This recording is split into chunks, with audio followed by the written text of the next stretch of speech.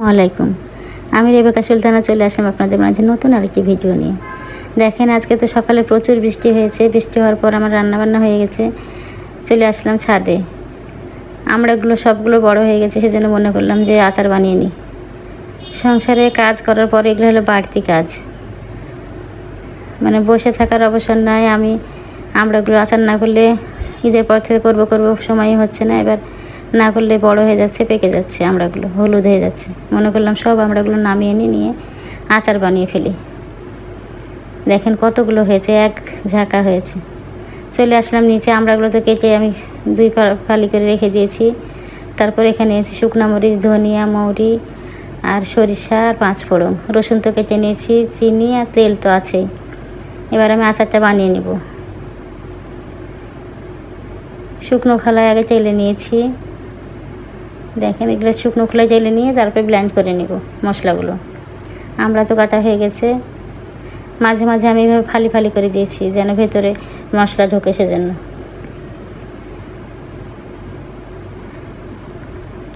মশলাগুলো আমি নামিয়ে ঠান্ডা হতে দিয়েছি। এদিকে আচারটা চাপিয়ে দিই। পরিমাণ মতো তেল দিয়ে রসুন দিয়ে দেবো। রসুনটা বেশি ভাজবো না, হালকা ব্রাউন কালার হয়ে আসলে আমি আমড়াগুলো দিয়ে দেবো। এই পর্যন্ত আমার ভিডিও যারা দেখছেন, প্লিজ একটা লাইক দিয়ে দিবেন। আপনাদের একটা লাইক আমার ভিডিওটা আরও অনেকজনের কাছে পৌঁছে দিতে সাহায্য করবে। আর যারা নতুন আমার চ্যানেলে এসছেন, আমার চ্যানেলটিকে সাবস্ক্রাইব করে রাখতে পারেন। ফেসবুক থেকে দেখছেন যারা সাবস্ক্রাইব করে শেয়ার করে দিয়ে আমার সঙ্গেই থেকে যেতে পারেন। আমড়াগুলো তো দিয়ে দিয়েছি। আমড়াগুলো দেওয়ার পর অনেকক্ষণ ধরে নাড়াচাড়া করে নিই। তারপর হলুদ, লবণ দিয়ে একটু শুকনো মরিচের গুঁড়াও দিয়েছি। দেখেন একদম কেমন কমে গেছে, আমড়াগুলো সিদ্ধ হয়ে গেছে। আমি তেলে অনেকক্ষণ ধরে ভেজে নেব। বৃষ্টির দিনে এইভাবে আচার করলে রোদে দেওয়ার ঝামেলাই থাকে না। যখন রোদ হবে তখন রোদ দিলেই হবে। চিনিগুলো এবার দিয়ে দেবো। সেদ্ধ হয়ে গেছে যেহেতু আমার আমড়াগুলো, চিনি 2 বারে আমি দিয়ে দিলাম সবগুলোই। আচারটা এত টেস্টি হয়েছে, অনেকখানি খেয়ে নেওয়া হয়েছে প্লেটে করে নিয়ে। ছেলের বাবা, আমি 3জনেই খেয়ে নিয়েছি ঠান্ডা হলে। চিনিগুলোতে দেওয়া হয়েছে। তারপর দেখেন কত পানি বাড়ছে। পানিগুলো মারার পর যখন তেল উঠে আসবে তখন আমি মশলাটা দিয়ে দেব। পানিগুলো শুকিয়ে আসছে। এবার আমি আচারের মশলাটা দিয়ে আবারও নেড়ে নেব। মনে করেছিলাম এবার আচার করব না, অথচ করতে হলো। আমড়ার আচার, আমের আচার করা হয়েছে, ঘাঁটি আচার, আমটা সবই করা হয়েছে অল্প অল্প করে। এই যে সুন্দর আচারটা হয়ে গেছে। এবার আমি চেখে দেখেছি লবণ লাগবে, লবণ দিয়ে দিলাম। আবারও বেশ কিছুক্ষণ নাড়াচাড়া করে নেব লবণটা মেশা পর্যন্ত।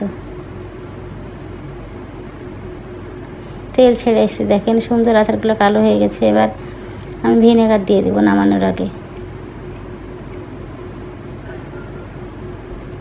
2 টেবিল চামচ মতো আমি ভিনেগার দিয়েছি। ভিনেগার দিয়ে আর বেশিক্ষণ নাড়াচাড়া করবো না, গ্যাসটা অফ করে ঠান্ডা হতে রেখে দেবো।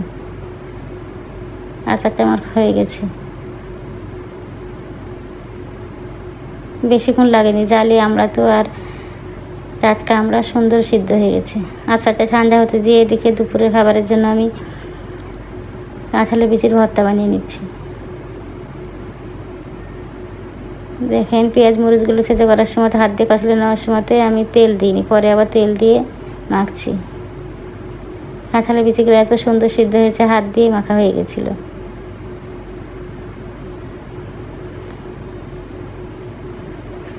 সুন্দরভাবে সেদ্ধ হয়ে গেছে। দুপুরে খাওয়া দাওয়ার পর আচারগুলো যখন ঠান্ডা হয়েছে তখন আমি বয়ামে তুলে নিচ্ছি।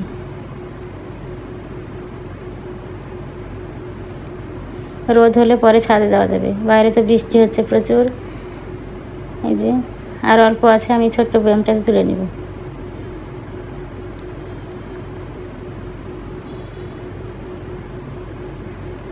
এগুলো হচ্ছে সংসারের বাড়তি কাজ। রান্না বান্না করার পরে, সংসারে আরও কাজ করার পরে এগুলো করতেই হয়।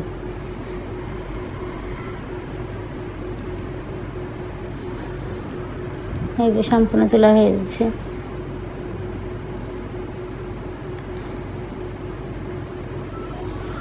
আসসালামু আলাইকুম।